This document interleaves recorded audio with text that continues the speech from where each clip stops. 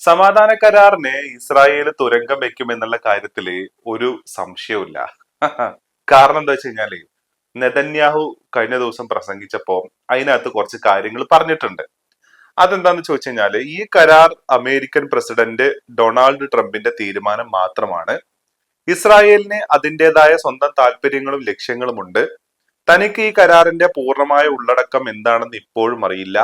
എന്നാൽ ഏതെങ്കിലും ഒരു കരാറിന്റെ പേരിൽ തന്റെ കൈകൾ ബന്ധിക്കപ്പെടുന്ന പ്രശ്നമേ ഉദിക്കുന്നില്ല എന്നാണ് ബെഞ്ചമിൻ നെതന്യാഹു പറഞ്ഞത്. പിന്നെയും കുറെ കാര്യങ്ങൾ പറഞ്ഞിട്ടുണ്ട്. ഞാൻ ഇവിടെ ഉള്ളതുകൊണ്ടാണ് ഇറാന് ന്യൂക്ലിയർ വെപ്പൺ ഉണ്ടാക്കാതിരുന്നത്, അങ്ങനെയാണ് ഇങ്ങനെയാണെന്നൊക്കെ. പക്ഷേ ഇത് ഈ കരാറിന് തുരങ്കം വെക്കുന്നതായിരിക്കും എന്ന് പറയാനുള്ള കാരണം എന്താന്ന് ചോദിച്ചു കഴിഞ്ഞാല് ലെബനോനില് ആക്ച്വലി ഇസ്രായേൽ ഒരു മഞ്ഞവര വരച്ചിട്ടുണ്ട്, യെല്ലോ ലൈൻ. അതായത് ഇവരുടെ ബഫർ സോൺ ആണ് അത്. ഗസയിലും ഇവര് വരച്ചിട്ടുണ്ട്. അപ്പൊ ഏകദേശം ഒരു 10-18 കിലോമീറ്റർ ലെബനോന്റെ ഉള്ളിലോട്ട് അങ്ങ് കയറിയിട്ടാണ് ഇവർ ഈ പറയുന്ന ബഫർ സോൺ വരച്ചിട്ടുള്ളത്, യെല്ലോ ലൈൻ വരച്ചിട്ടുള്ളത്.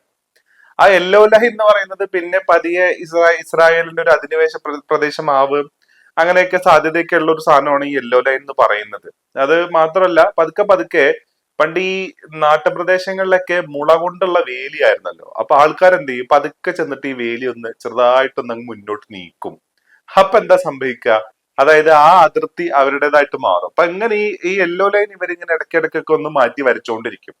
അപ്പോ ഈ കരാറിന്റെ വ്യവസ്ഥയില് എല്ലാ ഫ്രണ്ടിലും നടന്നുകൊണ്ടിരിക്കുന്ന വാറുകൾ അവസാനിപ്പിക്കണം. അതേപോലെ തന്നെ അധിനിവേശം നടത്തിയിരിക്കുന്ന എല്ലാ സൈന്യങ്ങളും അവിടുന്ന് പുറത്തോട്ട് വരണം എന്നാ പറയുന്നത്.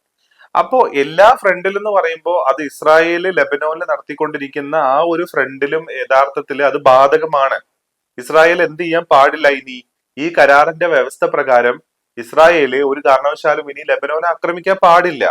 അതേപോലെ തന്നെ ഇവര് വരച്ചിട്ടുള്ള ഇവരുടെ ബഫർ സോണിൽ നിന്നും ഇവർ പുറകോട്ട് വരികയും ഇസ്രായേലിന്റെ അതിർത്തികൾക്കുള്ളിലോട്ട് ഈ സൈന്യം മാറുകയും ചെയ്യണം. എന്നാൽ മാത്രമേ ഈ കരാർ പൂർണ്ണമാവത്തുള്ളൂ. പക്ഷെ അവിടെയാണ് നെതന്യാഹു തുരങ്കം വെക്കുന്നത്. നെതന്യാഹു പറഞ്ഞു വെക്കുന്നത് എന്താണെന്ന് വെച്ച് കഴിഞ്ഞാൽ ഇത് ട്രംപും ഇറാനും തമ്മിലുള്ള കരാറാണ്, അതിൽ ഇസ്രായേലിനൊന്നും ചെയ്യാനില്ല.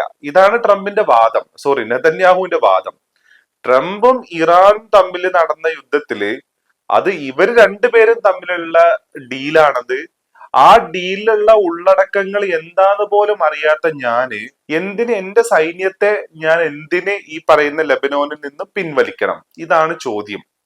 അപ്പൊ കരാറിന്റെ വ്യവസ്ഥകൾ അറിയണം, അറിഞ്ഞിരുന്നെങ്കിൽ, അല്ലെങ്കിൽ ആ കരാറിന്റെ ഭാഗമായിരുന്നെങ്കിൽ, അതിന്റെ വ്യവസ്ഥകൾ അറിഞ്ഞിരുന്നെങ്കിൽ, അതിൽ സൈൻ ചെയ്യുന്ന മറ്റൊരു അതോറിറ്റി ഒക്കെ ആയിരുന്നു എങ്കിൽ മേ ബി ഈ പറയുന്ന വാക്കുകൾ പറയില്ലായിരുന്നു എന്നുള്ളതാണ്. അപ്പോ ഈ പറയുന്ന ഒരു കോണ്ടക്ച്വലി നോക്കുകയാണെന്നുണ്ടെങ്കിൽ നമുക്കത് കാണാനും പറ്റും കേട്ടോ. കാരണം ഇസ്രായേൽ ഏതെങ്കിലും തരത്തിൽ ഇതിനകത്ത് സൈൻ ചെയ്യുന്നില്ല. ആക്ച്വലി ഇതിൽ സൈൻ ചെയ്തത് ആരാ, ഈ ഡൊണാൾഡ് ട്രംപ് ആണ്. അപ്പൊ ഡൊണാൾഡ് ട്രംപ് ഇസ്രായേലിന്റെ ആരെങ്കിലും ആണോ എന്ന് ചോദിച്ചു കഴിഞ്ഞാൽ അല്ല. പക്ഷെ ഇസ്രായേലിന്റെ അമേരിക്കയുടെ 51ാമത്തെ സ്റ്റേറ്റ് ആണ് ഇസ്രായേൽ എന്നാണ് പൊതുവെ പറഞ്ഞു വെക്കുകയും ചെയ്യാറെന്നുള്ളതാണ്. അപ്പൊ ഈ ചെങ്ങായി, അതേപോലെ തന്നെ ഇതാമിർ ബെൻഗവീർ പോലെയുള്ള ആൾക്കാര്, ഈ ആൾക്കാരെല്ലാം ഇപ്പൊ പറഞ്ഞേക്കുന്നത് ഈ കരാറിനെ അംഗീകരിക്കത്തില്ല, അമേരിക്ക ഇല്ലെങ്കിൽ കൂടെ ഞങ്ങൾ ഇറാനെ ആക്രമിക്കും. അത് മാത്രമല്ല കരാർ നിലവിൽ വന്നപ്പോ സൈൻ ചെയ്ത സ്ഥിതിക്ക് എന്ത് ചെയ്യണം, ഈ പറയുന്ന ലെബനോനിൽ ഇനി അറ്റാക്ക് നടത്താനേ പാടില്ല. പക്ഷേ നേരെ വിപരീതമായിട്ടാണ് ഇപ്പൊ ഇസ്രായേൽ പ്രവർത്തിച്ചുകൊണ്ടിരിക്കുന്നത്. ലെബനോനിൽ ആക്ച്വലി ഇസ്രായേല് ഇന്നലെ രാത്രിയും കൂടെ അറ്റാക്ക് നടത്തിയിട്ടുണ്ടെന്നുള്ളതാണ്. ഇതിനോട് ഇറാൻ ആദ്യമേ ഒരു കാര്യം പറഞ്ഞിട്ടുണ്ട്, ഈ കരാറിന്റെ ഒക്കെ നിലനിൽപ്പ് ആക്ച്വലി നിങ്ങൾ എത്രത്തോളം സീരിയസ് ആയിട്ട് ഈ കരാറിനെ മുന്നോട്ട് കൊണ്ടുപോകുന്നു എന്നതിനെ ബേസ് ചെയ്തിട്ടാണെന്നുള്ളതാണ്. കാരണം ഈ പറയുന്ന കുറുക്കന്റെ സത്യവും കോഴിയുടെ വാലും പോലെയാണ് യഥാർത്ഥത്തില് ഈ അമേരിക്കയുടെ അവസ്ഥ. അല്ലെങ്കിൽ അമേരിക്ക എന്ന് പറയുന്നത് എത്രത്തോളം വിശ്വസനീയമാണെന്ന് ചോദിച്ചു കഴിഞ്ഞാൽ കുറുക്കന്റെ സത്യവും കോഴിയുടെ വാല് പോലെയാണെന്നുള്ളത് ഓൾറെഡി ഇറാൻ പറഞ്ഞു വെച്ചിട്ടുണ്ട്. കാരണം ഇറാനും ഏറെക്കുറെ അറിയാം അമേരിക്കക്ക് ഏറ്റവും ബുദ്ധിമുട്ടാവാൻ പോകുന്നത് ബെഞ്ചമിൻ നെതന്യാഹു, ഇത്താമിർ ബെൻഗവീർ അടക്കം ഭരിക്കുന്ന ഇസ്രായേലിനെ നിലനിൽക്ക് നിർത്തുന്നതാണെന്നുള്ളതാണ്. അപ്പൊ ഇസ്രായേലിനെ നിലക്ക് നിർത്തിയേ പറ്റൂ, ഇസ്രായേലിന് ഒരു പൂട്ടിട്ടേ പറ്റൂ എന്നുള്ള ആ ഒരു നിശ്ചയദാർഢ്യത്തിന്റെ പുറത്ത് തന്നെയാണ് യഥാർത്ഥത്തിൽ ലെബനോൻ ഇഷ്യൂവിനെ കൂടെ ഇറാൻ എന്ത് ചെയ്യുന്നത്, ഈ പറയുന്ന കരാറിലേക്ക് എത്തുന്നത്.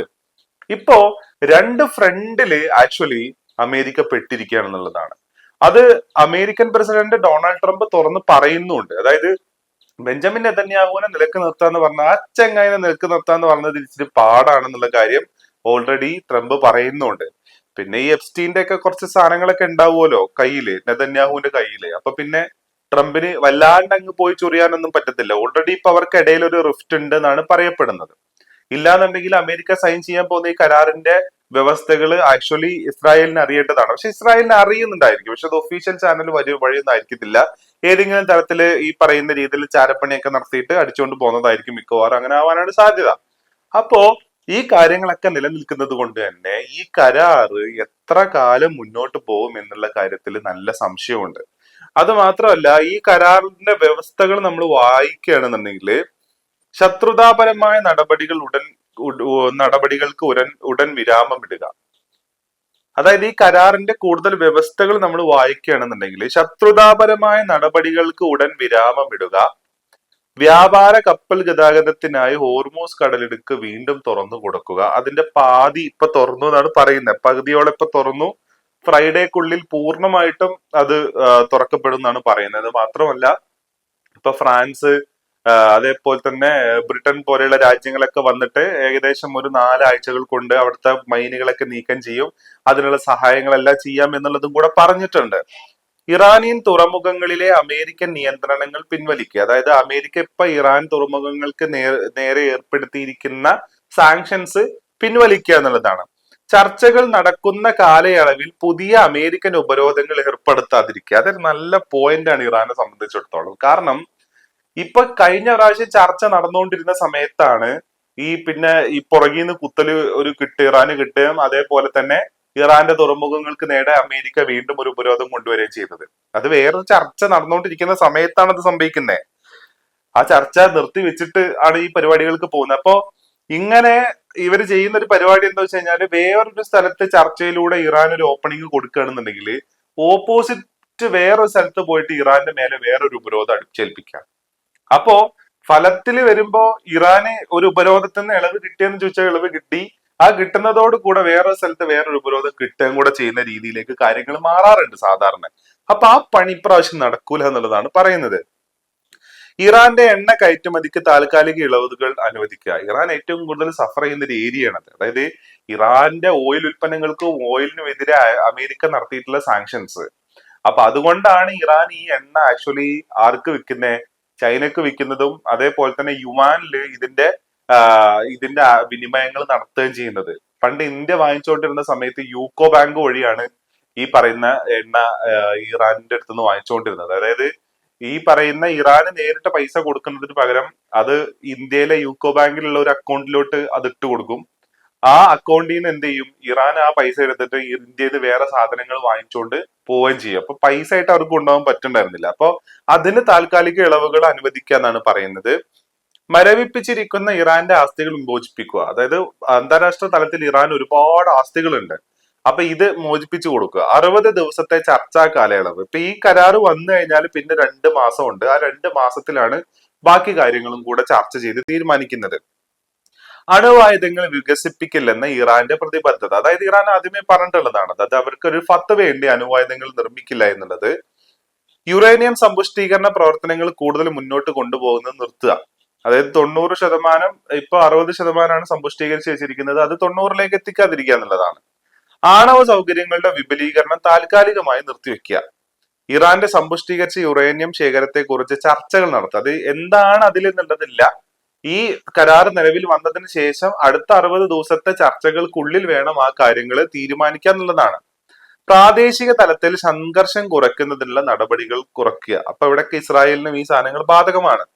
സാമ്പത്തികവും പുനർനിർമ്മാണവുമായി ബന്ധപ്പെട്ട ചർച്ചകൾ നടത്തുക. അന്തിമവും സമഗ്രവുമായ ഒരു കരാറിനായി ചർച്ച നടത്തുക. അല്ലാതെ ഇത്രയും കാര്യങ്ങൾ ചെയ്തു വെച്ചിട്ട് ഇപ്പൊ ഒരു കരാറിൽ ഇപ്പൊ ഏർപ്പെട്ടതിന് ശേഷം ഇതെല്ലാം ഇവിടെ നിർത്തിവെച്ച് ഒരു പോക്കങ്ങ് പോയിട്ട് പിന്നെ മിഡ് ടേം ഇലക്ഷൻ കഴിഞ്ഞിട്ട് ട്രംപ് പൂർവാധിക ശക്തിയോട് കൂടെ ഇറാൻ അടിക്കാനായിട്ട് തിരിച്ചു വരുന്ന പരിപാടികൾ നടക്കൂല എന്നുള്ളതാണ്. ലിറ്ററലി നമ്മൾ ഇതിലൂടെ ഒന്ന് നോക്കുമ്പോഴേ 40 വർഷമായിട്ട് അമേരിക്ക ഇറാന് നേരെ ഏർപ്പെടുത്തിയിരിക്കുന്ന എല്ലാ സാങ്ഷൻസും ലിഫ്റ്റ് ചെയ്യുന്ന രീതിയിലേക്കാണ് ആക്ച്വലി കാര്യങ്ങൾ പോകുന്നത്. ഇറാന്റെ കാര്യങ്ങൾ നോർമലൈസ് ചെയ്യുന്ന രീതിയിലേക്ക് കാര്യങ്ങൾ മാറുന്നു എന്നുള്ളതാണ് കാണണ്ടേ. അത് തന്നെയാണ് യഥാർത്ഥത്തിൽ ഇസ്രായേലിനെ ചൊടിപ്പിക്കുകയും ചെയ്യുന്നത്. കാരണം ആ റീജിയണിൽ ഇസ്രായേലിനെ എതിരിടുന്ന ഓപ്പൺ ആയിട്ട് എതിർക്കുന്ന ഒരേ ഒരു രാജ്യം എന്ന് പറയുന്നത് ആരാണ്? ഈ പറയുന്ന ഇറാൻ മാത്രമാണ്. അത് മാത്രമല്ല, കഴിഞ്ഞ പ്രാവശ്യം മാസീവ് ആയിട്ടുള്ള അറ്റാക്ക് ഇസ്രായേലിന്റെ നേരെ ഇറാൻ നടത്താനായിട്ടിരുന്നതാണ്. ആ അറ്റാക്ക് അങ്ങനെ നടന്നിരുന്നുണ്ടെങ്കിൽ ഇസ്രായേൽ എന്ന് പറയുന്നത് മൊത്തത്തില് ചാരമായനെ. അതായത് ഇവര് ഈ പറയുന്ന രീതിയിൽ ഇറാന്റെ നഗരങ്ങളെ നരകം കാണിച്ചേനെ എന്ന് പറയുന്നത് യഥാർത്ഥത്തിൽ ഇറാൻ ഇസ്രായേലിന്റെ മേലെ ചെയ്തേനെ. കാരണം ആ രീതിയിലേക്ക് അവര് തയ്യാറെടുത്തിരുന്നു എന്നാണ് പറയുന്നത്.